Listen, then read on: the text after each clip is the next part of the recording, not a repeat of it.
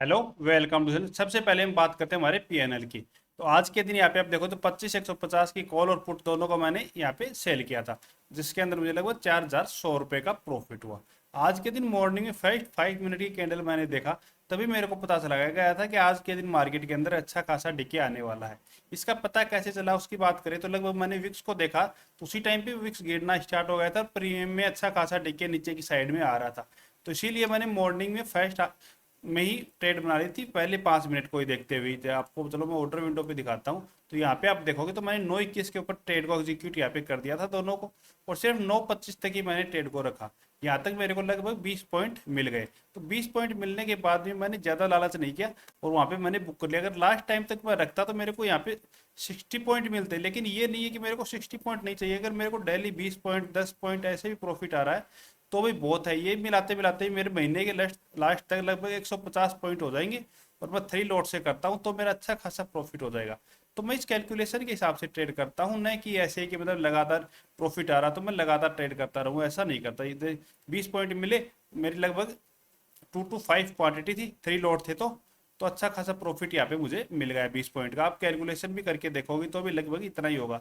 सिर्फ 4 मिनट तक मैंने ट्रेड रखा, उसके बाद में कोई भी ट्रेड नहीं किया। जो मेरे साथ में लाइव में थे उन्होंने भी यहाँ पे बुक किया, और उसके बाद में 1 2 ट्रेड और भी की उन्होंने, वहाँ पे भी अच्छा खासा प्रॉफिट हुआ।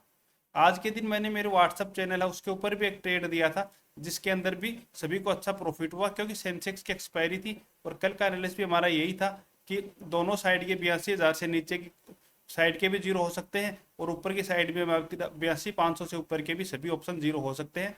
तो इस तरीके से हमारी ट्रेड थी, और ये जब ये मूवमेंट आ गया था दोनों साइड का, पहले नीचे आया फिर अब यहाँ पे आ गया था, तभी मैंने ट्रेड बनाई थी। यहाँ पे आप देखोगे तो 82,700 की कॉल को मैंने 112 के ऊपर सेल करने के लिए बोला था, और इधर आप देखोगे तो 82,300 की पुट को मैंने लगभग 97 के ऊपर सेल करने के लिए बोला था। दोनों साइड के जीरो जीरो हो गए, मतलब यहाँ पे अच्छा प्रॉफिट मिलता। जिन्होंने भी किया होगा ये ट्रेड को लगभग 200 पॉइंट मिले होगी। अगर आपको मेरा व्हाट्सअप चैनल ज्वाइन करना है तो डिस्क्रिप्शन में लिंक मिल जाएगा, वहां से आप ज्वाइन कर सकते हो। अभी चलो हम देखते हैं कि कल के दिन हम निफ्टी में कैसे ट्रेड कर सकते हैं। तो सबसे पहले हम निफ्टी का चार्ट यहाँ पे ओपन कर लेते हैं, फिर हम निफ्टी का देखते हैं। निफ्टी आज के दिन कंप्लीट डे एक रेंज के अंदर रहा। निफ्टी में क्या हुआ वो हम देखते हैं थोड़ा डीपली। मॉर्निंग में क्या हुआ, मॉर्निंग में यहाँ पे मार्केट गैप ओपन हुआ, उसके बाद में जिन्होंने भी कॉल की पोजीशन को होल्ड किया होगा ना, उन्हें अच्छा प्रॉफिट यहाँ पे मिला। और उनको अगर अच्छा प्रॉफिट मिला तो उन्होंने क्या किया, यहाँ पे प्रॉफिट बुक किया। तो ये कैंडल बनी शार्पली, फिर थोड़ा पुल बैक आया, फिर वापस से ये नीचे की साइड में आई। यहाँ पे बायर थे, क्योंकि मार्केट ऑल ओवर हम देखेंगे तो पॉजिटिव व्यू है। तो पॉजिटिव व्यू में यही होता है कि कोई शार्पली सेलिंग आती है तो वहां से शार्पली ही बाइंग वापस से आ जाती है। तो वही हुआ, यहाँ से ये अपसाइड में हो गया, फिर ऊपर जाने लग गया तब तो सी को लोग सेल करने लगे, नीचे आने लग गया तब पी को सेल करने लगे। मार्केट कंप्लीट डे आज एक सेलर का मार्केट ही रहा। बायर के लिए आज के दिन कोई भी मार्केट आज का निफ्टी का बिल्कुल भी नहीं था, क्योंकि जहां से भी अगर बायर ने ये मूवमेंट कैप्चर भी किया होगा ना बायर ने, तो भी उसे प्रॉफिट नहीं मिला। क्यों नहीं मिला, क्योंकि आज के दिन कंप्लीट डे डिग के अच्छा खासा आ रहा था, तो इसके अंदर भी उसे लॉस ही हुआ होगा। वापस से नीचे की साइड में भी ये मुंह कैप्चर करने की कोशिश की होगी तो भी लॉस हुआ होगा। कहीं भी कोई भी बायर को आज के दिन प्रॉफिट नहीं मिला। कल के दिन भी यही मार्केट रेंज में था, तो अभी 2 दिन से मार्केट रेंज के अंदर है, और जो सेलर है उन्हें अच्छा खासा प्रॉफिट भी यहाँ पे, जिन्होंने होल्ड करके चल रहे होंगे कॉल और पुट को, उन्हें अच्छा प्रॉफिट मिल रहा। तो अभी क्या होगा, वो अपने को बुक करेंगे अपना प्रॉफिट। प्रॉफिट बुक करेंगे तो एक साइड में मूवमेंट आएगा, या तो अप आएगा या डाउन आएगा। कल एक्सपायरी से पहले वाला दिन है, तो बहुत बार ये होता है कि एक्सपायरी से पहले वाले दिन ही मूवमेंट आ जाता है। तो इसलिए कल के दिन भी हमें तैयार रहना, जो बायर हैं वो, कि एक मूवमेंट मिलेगा। इस स्विंग को अगर अपसाइड में ब्रेक करता है ना, इस स्विंग को छोड़ देना, क्योंकि जो ट्रेल एसएल कर रहे हैं वो यहाँ पे भी एसएल रख सकते हैं, यहाँ पे भी एसएल रख सकते हैं, यहाँ पे भी लास्ट एसएल उनका यहाँ तक रहेगा। तो इसको ब्रेक करता है, उसके बाद में हमें कोई भी सी की साइड में ट्रेड करना है, इससे पहले हमें ट्रेड बिल्कुल भी नहीं करना है। ऐसे ही यहाँ से देखोगे तो बायर एक्यूमुलेट हुए हैं बहुत जबरदस्त, तभी तो ये अपसाइड में मूवमेंट आया जबरदस्त। तो इस स्विंग को हमें मार्क रखना है। इससे ऊपर है जब तक हमारे लिए पॉजिटिव, यहाँ पे कोई डब्ल्यू पैटर्न बनाएगा तो हम यहाँ पे कॉल लेंगे। फिर कोई भी पॉजिटिव प्राइस एक्शन आप जो भी देखते हो वो पॉजिटिव प्राइस एक्शन यहाँ पे बनेगा तो हम यहाँ पे कॉल लेंगे। लेकिन अगर इससे नीचे निकल गया और कोई नेगेटिव प्राइस एक्शन बनाता तो हमारे पास कॉल की कोई भी पोजीशन हमारे अकाउंट में नहीं रहनी चाहिए। उसके बाद में हम सिर्फ पुट की साइड में ही ट्रेड का प्लान करेंगे, क्योंकि यहाँ से अच्छा खासा डाउन साइड में भी गिरने लगेगा तो गिर सकता है। तो इसलिए हमें यहाँ पे पुट की साइड में देखना है। दूसरा, गैप अप ओपन हो गया। अगर गैप अप ओपन हो गया ना, गैप अप, तो फिर वापस से जो आज का मार्केट बना है उसी तरीके का मार्केट बन सकता है, एक रेंज के अंदर ही फंस सकता है, क्योंकि जो मूवमेंट होना होता है वो गैप अप के अंदर ही चला जाता है, तो उसके बाद में रेंज में फंस सकता है।